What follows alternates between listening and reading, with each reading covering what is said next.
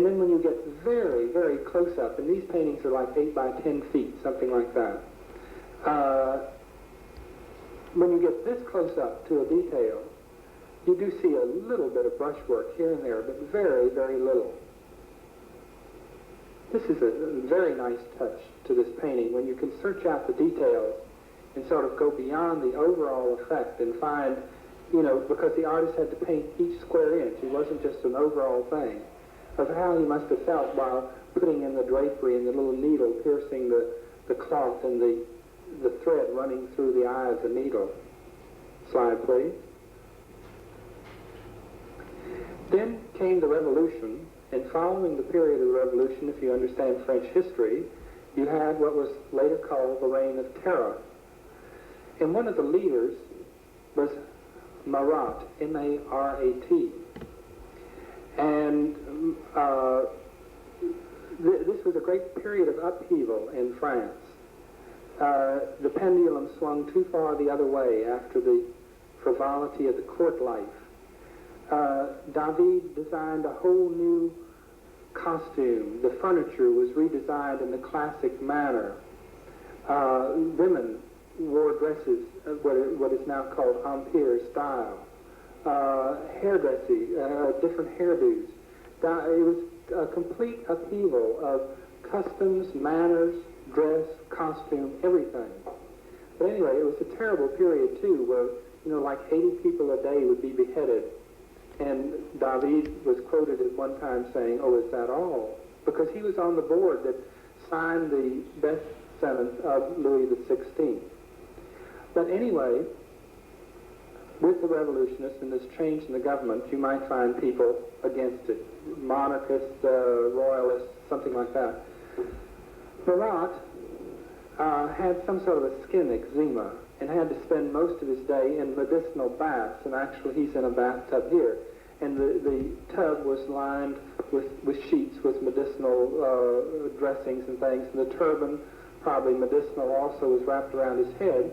And because he had to spend so much time in the bath, he had this sort of desk erected over the tub so that just really his shoulders and head were exposed. And he received his visitors in this manner all day long. Anyway, this woman, Charlotte Corday, who had sent a note asking for an appointment, and there it is, she was in disagreement of something of the method of government that he has in his hands. As he was reading her declaration, stabbed and killed Marat. And David painted this portrait sort of as a tribute to the martyr.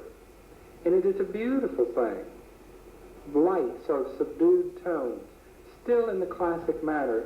Each little utilitarian object, like the inkwell and the ink, the pen and the paper, each treated with great care and nobility.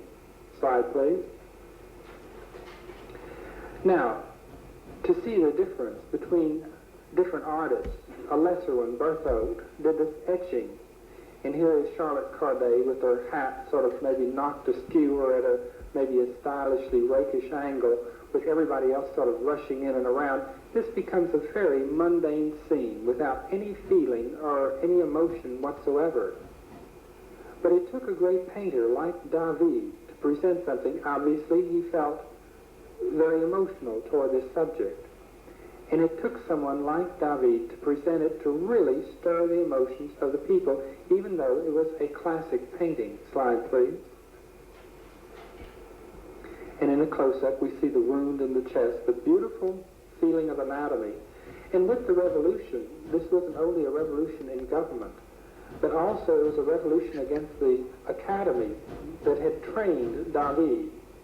And the surprising and ironical thing is that even though they destroyed this academy, David, with his definite, adamant way of painting and presenting things, established an academy just as bad as the one previous to it.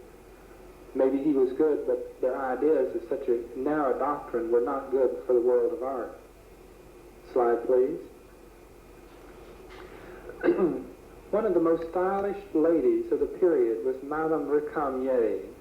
In fact, the little sofa that she's sitting on is called a Recamier today. But she commissioned David to do her portrait. And luckily for us, the portrait was left unfinished because it doesn't have the slickness that most of David's work has. The background was left unfinished. But here she is in the style decreed by David, a return to the sort of flowing classic gowns, the simplicity of the furniture, especially from Louis XVI with all the gilt and the carvings and everything. You have a cleanness of line, a flowing beauty. It is doubted that the women went barefooted, but maybe for this portrait, he felt that this was more in character of the Greeks or the classic people. She did not like the portrait because David took some liberties to fit it within his method of classic composition, because she was very proud of her jet black hair, and David didn't think that this would suit the composition and made her sort of a lightish brown with a mass of curls falling. So the portrait, through disagreement between the sitter and the artist, was never finished. The face, the body, most of that was completed, but the furniture and the background left in a sketched-in stage. She finally had another artist more or less copy the same composition, but make her as beautiful as she thought she was. Slide, please. He did many little portraits along the way, all in this same vein of the classic beauty. Any excess of decoration stripped clean. A nice little note of the girl at the sketchbook, glancing up, the reflected light from the window behind, the two figures on the balcony out the window, and why the funny little crack in the pane of glass no one knows except possibly a compositional device. But notice the chair. Beautiful, straight lines, a very graceful thing with the sort of rose-colored throw gently laid over the back of the chair. But notice how, with a little more human feeling to it, the drapery is handled very much like the Hellenistic Greek drapery on the statues. Slide, please. Then, there was a period that when Robespierre fell with the Reign of Terror, the end of the Reign of Terror, David was imprisoned, and he had a very nice life with it. He was imprisoned at Luxembourg Palace, had a window that he looked out onto a beautiful little courtyard, and he did the only landscape of his whole career looking from this window. The governess of his family brought his children each day to play in the courtyard so he could see them. But with the rise of Napoleon, David was exonerated and released from prison after being there only a short stay of a couple of months. But anyway, Napoleon saw the value of this artist to his reign, of the grandiose scale, the treatment of what this artist could do for him as a propagandist.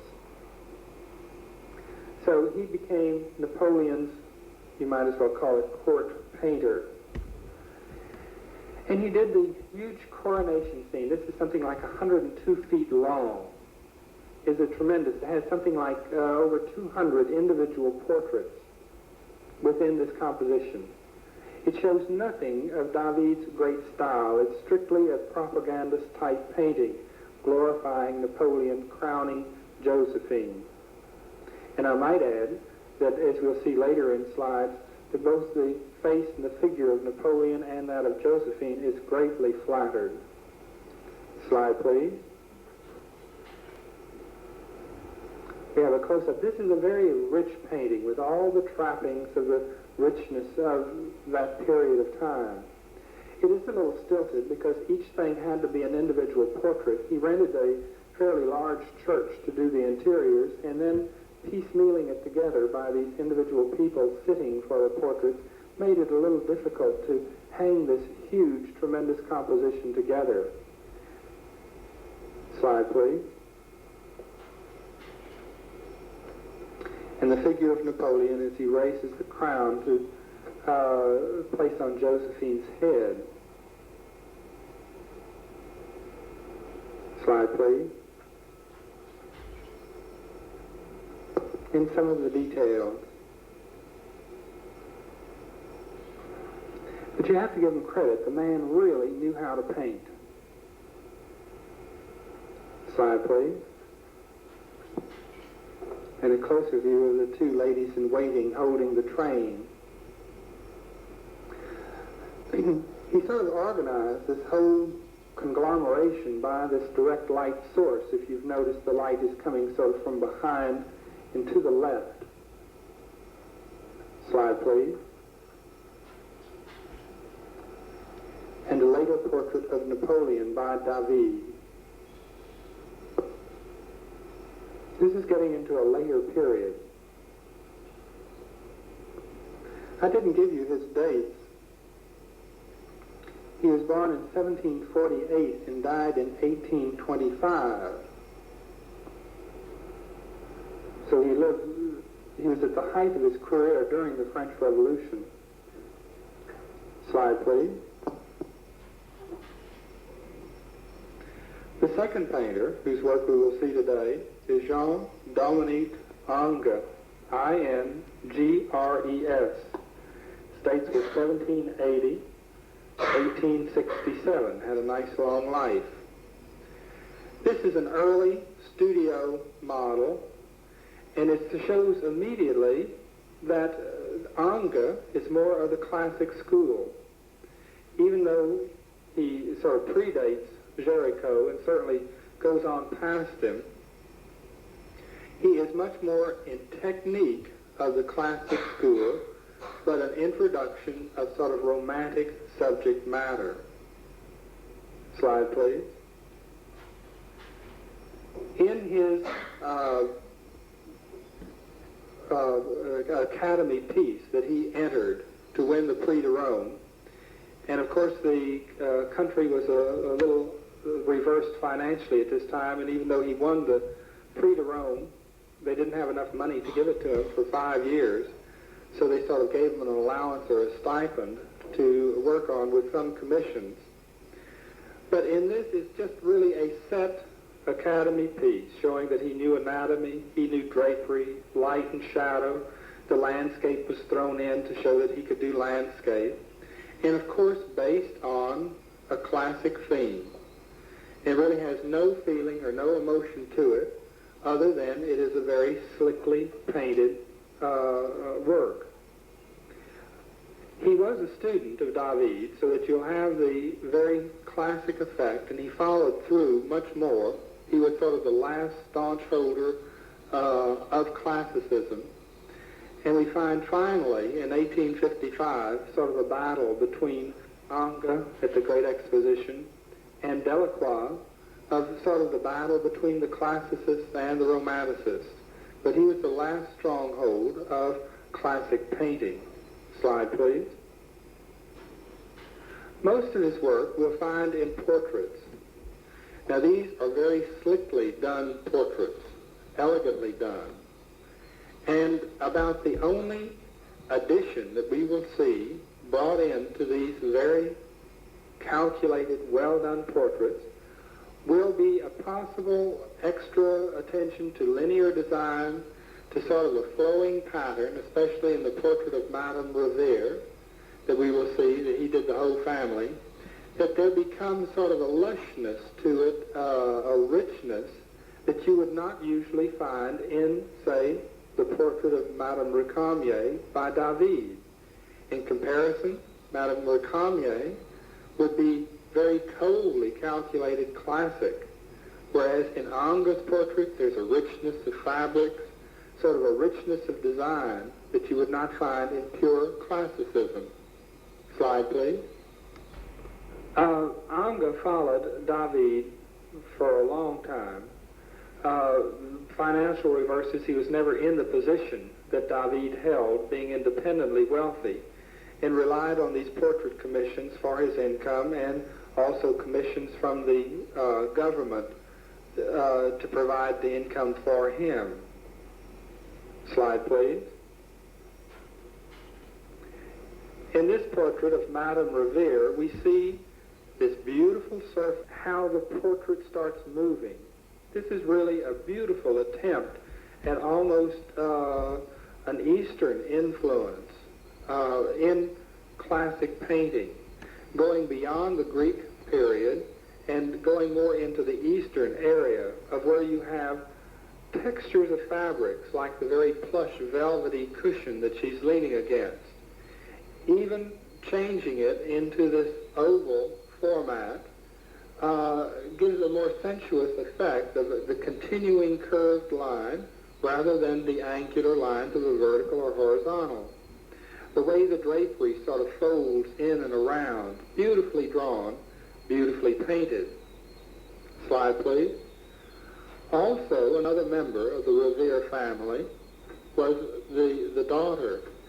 And in this, with the cold, cool color scheme of the soft blues and whites, with the beautiful skin, certainly stylized, even though she was young at the time, the attention to all the details, the softness of the fur on the cuff of her dress or the cape thrown over the arms.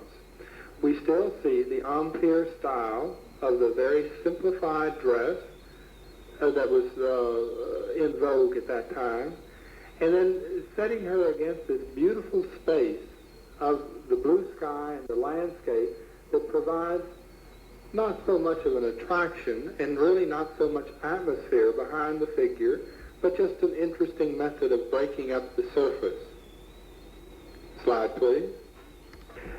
He was called upon sometime to do these state pieces, and he would return not only from portraiture, but with these political things, but sometimes later on, as we'll see, his odalisque series, or what really brings in the romantic element in Ange's work. Ange is considered an early romanticist in subject matter, but still a classicist in technique. Slide, please. Throughout his career, and sometimes he reworked them over and over again, he would take the nude female form and stylize it to a degree that we see a resemblance of, say, Botticelli's work. They're not really people. They're sort of painted alabaster carved statues that show very little life effect. They're smooth skinned, the form is well thought out, almost sculptural, but it lacks any emotional quality at all. Slide, please.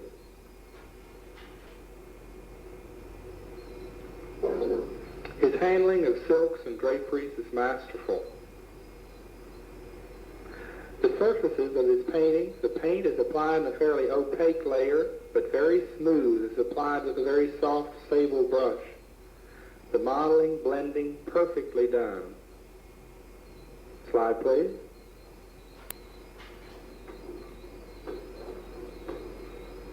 Slide, please. Again, returning to the female, the nude form, he does this from the harem scenes in the North African continent. And this is where you have to say that Ange is a romantic painter by his subject matter. The classicists would certainly have taken nothing of, say, these exotic, faraway places. Their minds would have traveled no farther than ancient Rome or Greece. If he was a true classic painter, he would have painted, say, the Roman women in the baths, if he wanted to portray the nude female form. Slide, please. Returning a little bit to mythology in a very classic pose. Slide, please. And of course, the inevitable portrait. You don't find so much a feeling of the personality, such as you might in a Rembrandt painting. There isn't the greatness there, but there certainly is the greatness of technique.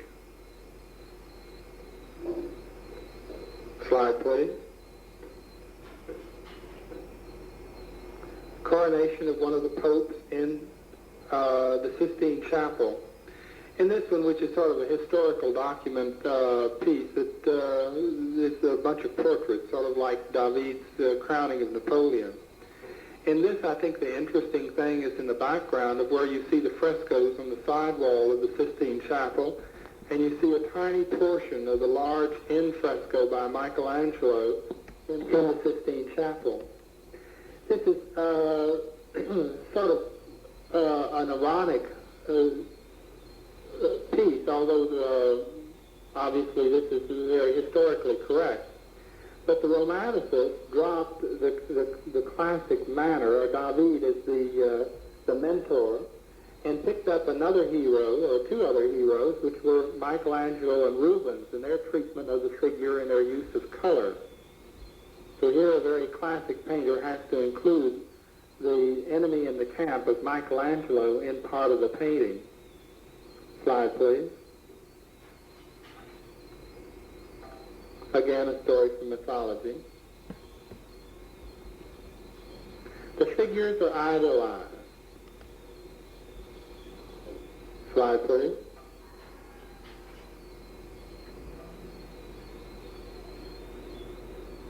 Slide, please.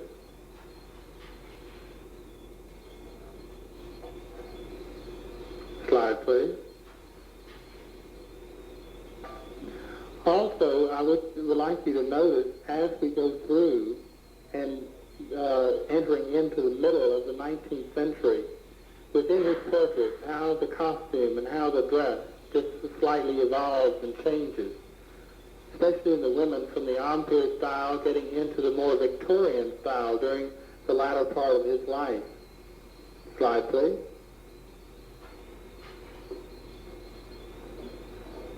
Some people, I guess, he just couldn't flatter. Slide, please. This is sort of an allegory that's done in the weird, sort of dreamlike fantasy colors. It's a vision painting. Slide, please. And then another coronation scene done in vivid red. These do not have much merit, really. His fame rests mainly on his odelettes, so the harem girls, and his portrait. Slide, please.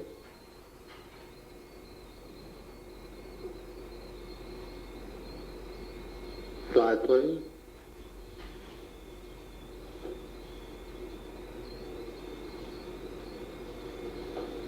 Slide, please.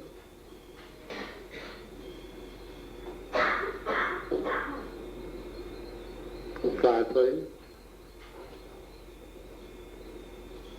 He always throws in that little bit of patterned material to sort of break the monotony of the darkness or the starkness of the portrait. And this is what sort of binds him to the Romanticists, this little bit of extra decoration, the little bit of added richness to the paintings or to the portraits. Notice the hairstyles are changing. Also the gowns are starting to change. Slide, please.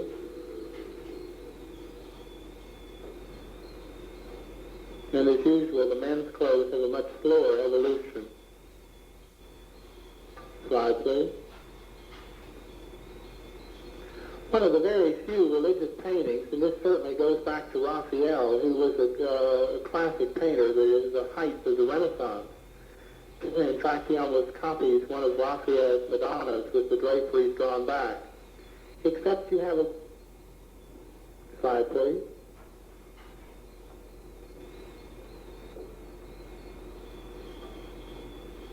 Slide, please.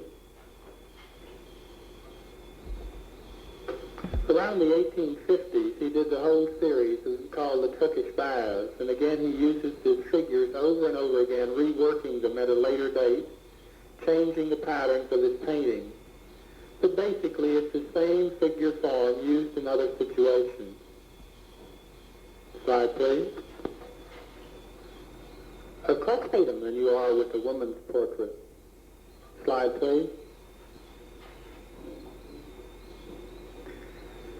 Some of these things look mighty peculiar, maybe old-fashioned to us today, but these things were just thoroughly enjoyed by members of the Academy.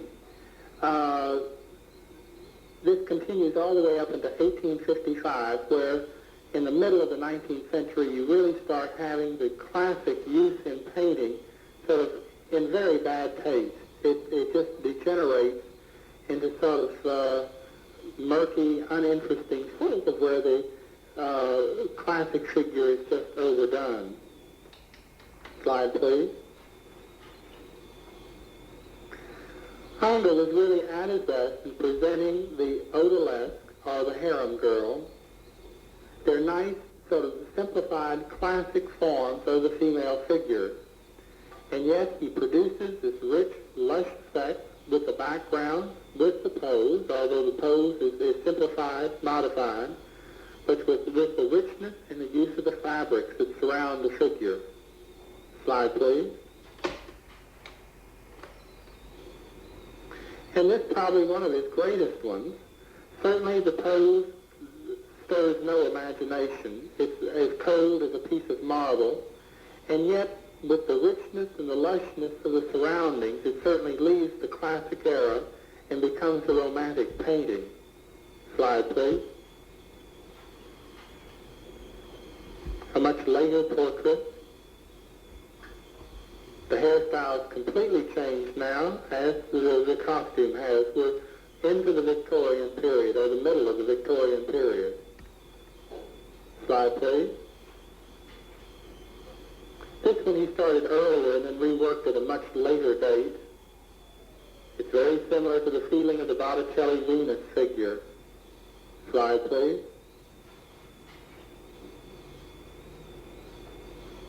I'm always constantly amazed at the beauty that he handles the fabrics. Slide, please. And coming the full round from the early Empire period of French history, with David dictating the styles and dress of the ladies' costumes, to around the 1860s, where you have a complete Victorian influence, not only in the gowns, the dress, but even in the background. Slide, please.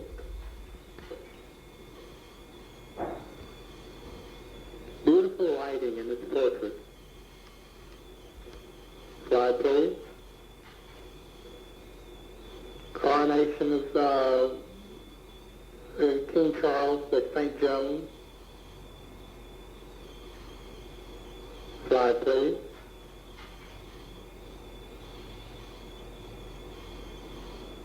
We many times see repetitions of poses that he has used in former portraits. Slide, please. Another one of the Turkish bath paintings. Slide, please. And sort of a return at the end of his life, his most gone out of steam, a return to the earlier style with the allegory painting. And this again is the story of Antiochus and Statue that we saw that David won his Prix de Rome on. Slide, please. And the figure of Stradinici. A complete return to the Roman classic style of painting. Slide, please. And a very late self-portrait. Slide, please. For our review. For the review, the first artist is Jan van Eyck, V-A-N-E-Y-C-K. Slide. Second Flemish painter was Hans Memling, M-E-M-L-I-N-G. Slide. Another Flemish painter, Peter Bruegel, B-R-U-E-G-H-E-L. Slide. And Peter Paul Rubens, R-U-B-E-N-S. Slide. Dutch painter, Rembrandt, Rembrandt. Slide. And Jan Vermeer, Vermeer. Slide. The Spanish painter El Greco, Elgreco. Slide. And Velasquez, Velasquez. Slide. The first of the Italian painters, the early ones, was Giotto, Giotto. Slide. And Masaccio, Masaccio. Slide. Botticelli, Sandro Botticelli, Botticelli. Slide. Leonardo da Vinci, capital Vinci. Slide. Michelangelo Buonarroti, Michelangelo. Slide. Raphael, Raphael. Slide. Titian, the Venetian painter, Titan. Slide. And Tintoretto, Tintoretto. Slide. Beginning the artist of the French school, Nicolas Poussin, Poussin. Slide. Antoine Watteau, Watteau. Slide. Francois Chardin, Chardin. Slide. Honoré Fragonard, Fragonard. Slide. David, David. Slide, please. And Jean-Dominique Ingres, Ingres. Clear the machine.